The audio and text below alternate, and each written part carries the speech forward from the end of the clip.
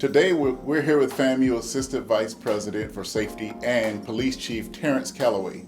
FAMU recently got their third accreditation, making themselves the only HBCU with such accreditations. Chief, that seems like a lot of hardware there. How did you go about the process of securing all those accreditations? Well, first and foremost, Vaughn, I want to say thank you for taking the time out from your busy schedule to come down and talk to us about what we've accomplished. I think the first thing was getting the buy-in from the officers to get them to understand the importance of accreditation. The leadership team, and of course my boss, Dr. Hudson, with the support of Dr. Robertson, we thought this was the best thing for our police department, so we moved forward with it. It's been a long journey, but hey, you know, they say things that's worth having is worth waiting for. Now, can you kind of briefly go through those three accreditations that the department has received? Upon my arrival, the university or the police department had already started their application for the state accreditation. And what normally takes place there, you have so many years from the time you start your application to get accredited. And we were already 17 months into it upon me arriving. So theoretically, I had 13 months to try to get 3 years worth of work done. And we managed to do that. And once we got that and the feeling that we felt after we received that, we said, you know what, why not go for something else? So we went for ICALEA. And when we received our ICALEA accreditation, no other HBCU in the country had that.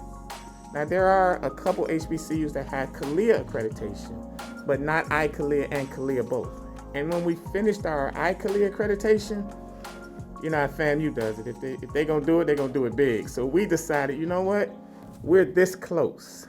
Why not go for the big one? So we set our sights on that. And last May they came in, and it wasn't very good for our department. They really put us in place, told us you weren't ready, you need to, and that just fueled the department, myself.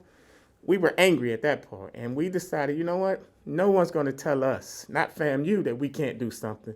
So we buckled down, man, and we grind, and they came back in June of this year, and they gave us great praise. So there's 2 tiers to the CALEA process.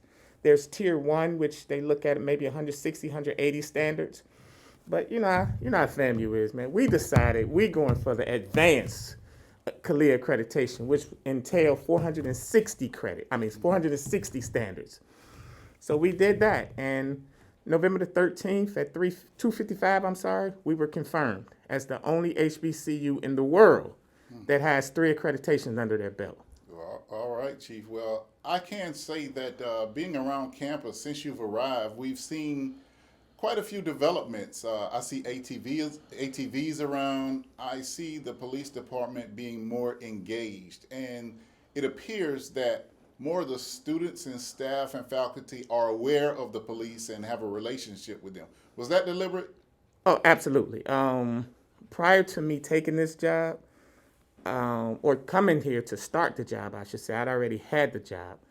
I was standing at the quad, and it was orientation. And Bon, you've been around a long time, so you know for orientation, there's thousands of students and parents on campus. And I'm at the quad, I had on some shorts and a baseball cap. No one knew who I was. I just started talking to people, and I thought, man, they probably thinking this dude crazy, just walking up to us talking. But I wanted to get an insight from them. What is it that the police department isn't doing? What do you expect from your police department? And what I constantly kept hearing was, we never see the police. And the 2 days that I stood out there at that quad, maybe 3 hours apiece, I saw 1 police car. So my message was clear upon my arrival. We're going to get out these cars, we're going to walk through these buildings, we're going to interact with these students, faculty, staff, and visitors, and we're going to try to make FAMU campus the safest campus we possibly can have. And, you know, 7 years later, we've done some wonderful things. And I like to say this, alarm.org, they picked 500 of the safest campus in the United States. Our very own FAMU was ranked 201st out of all of the schools in the country, I should say, not United States, country, 201st, that's the safest school in the world. That's a testament of the hard work of these men and women, the support from Dr. Robertson and Dr. Hudson, and just the Rattler Nation helping us out every chance we get. So we're proud to be a part of it. We're proud of what we've done, and we want to continue that. And Chief, as a parent, those kind of things are very important when you're deciding to send a child to school, to making sure that they have the opportunity to be as safe as possible, especially all of the adjustments you had to make for the pandemic. Just talk a little bit about how the parents have reacted amid the university's efforts for the pandemic. So you are absolutely right, Vaughn. As a parent, you know what a school going to do academically because you've done your due diligence. What you're concerned about most is how safe is my kid, whether son or daughter, from one building to the next. That's what your concern are when you come to parenting. So what the university has done, Dr. Robinson has done a great job at the onset. We created this incident management team.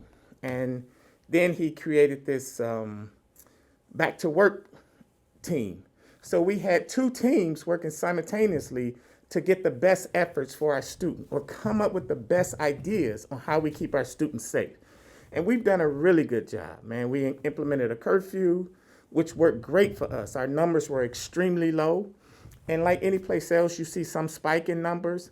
But this incident management team, this back to work group, and just the leadership of Dr. Robinson and his staff on how to address this pandemic was amazing. And, you know, as we speak today, we have zero students in isolation right now.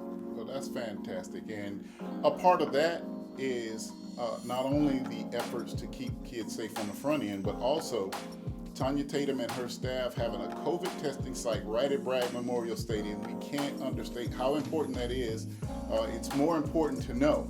And FAMU students actually can walk down the hill to a place they're used to on Saturdays with football games and go get tested. So the conglomerate of Florida A&M University has been very involved for the sake of the students, faculty, staff, and those who visit. And people from the area around Tallahassee are able to just come on the campus. And FAMU PD has played a big role in keeping the traffic flow, the safety measures going at Bragg Stadium, and that's quite a sight to see. And so, Chief Calloway, we'd like to congratulate you and the FAMU public safety community, the university administration on a job well done. And are y'all gonna get badges with all three of those accreditations on them? So we thought about it. You know, we like to think big, man, to come up with this creative. Like if you look at our badge now, this was not the badge that we had upon me arriving.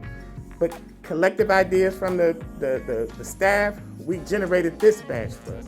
But I would like to say kudos to Tanya Tatum because I speak to her almost every day. She's been working every day since March to try to make sure that the students, faculty, staff, and visitors are safe. And not only that, our park and service people who have adjusted their schedules to make sure that the traffic control is organized at the Bragg Stadium. So they've done a marvelous job as well. So it's just not the police department, it's the collaboration of the parking and police working together and our transportation department. Because we've utilized our buses to transport students. So it's a collective effort, man, to make sure that we are one family.